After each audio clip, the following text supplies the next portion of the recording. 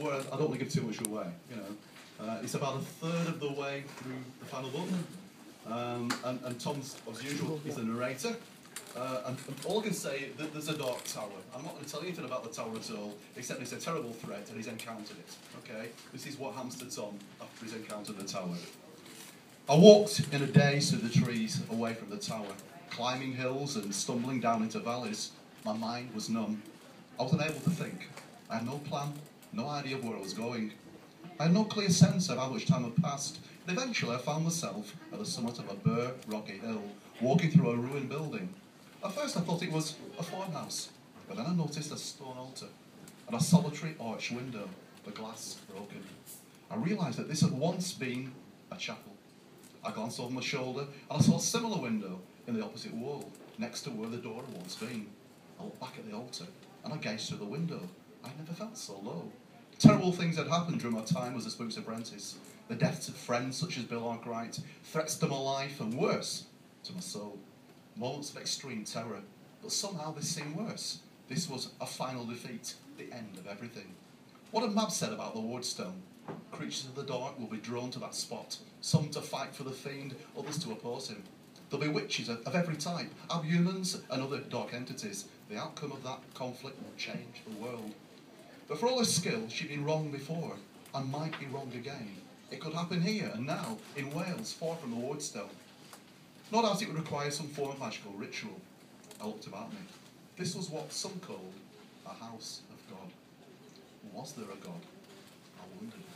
A supreme creator? It seemed very unlikely to me. What was it that my master once said? That there had been times during his life as a spook when he thought he was facing the end, when it was all up with him. And at these moments he'd sense something invisible, standing at his side, lending him strength. That was the nearest he had come to admitting it to any kind of faith.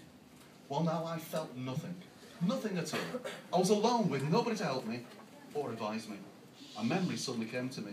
My dad standing in the farmyard, stamping his feet, splattering my breeches with manure and mud, facing the spook with both bravery and impatience. The latter because he was eager to get back to his milking.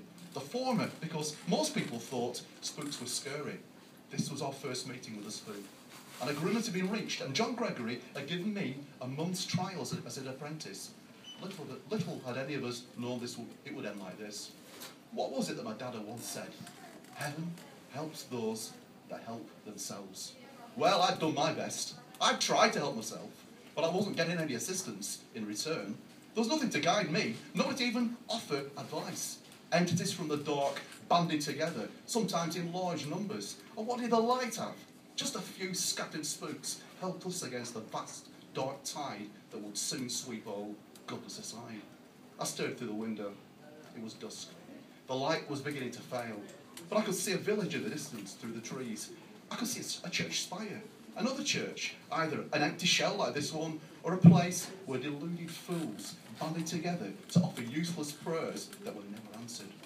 I felt a surge of bitter anger, and I stepped out of the ruins onto the rocky ground, advancing a few steps so that I could see the grey slate rooftops below the spire. I spotted something else. It must have been quite a large village. I thought, even a small town, for I could see another church spire just behind and to the right of the first. I went forward a few more paces. My heart was starting to beat a little faster, and as an understanding started to form inside my head. Then I retraced my steps. I went back into the chapel and I looked through the window. Once again, I could see only one church spire. That was because the other, more distant steeple was hidden directly behind it. They were in perfect alignment. I spun through 180 degrees and I looked back in the opposite direction through the window at the rear of the chapel, and I could now see the tower, dark against the red sky above the setting sun. Now my heart was beating even faster as I turned towards the churches once more, towards the east, where the sun would rise tomorrow, filling the world with light. 4 buildings stood in a straight line. The tower, the ruined chapel, and the 2 churches. I knew what that meant. Churches and ancient buildings were often erected in such alignments. They were ancient tracks, lines of power, some called them ley lines. I was actually standing on a ley line, and it ran directly through the dark tower. I had been given help after all. I had been shown what I could do.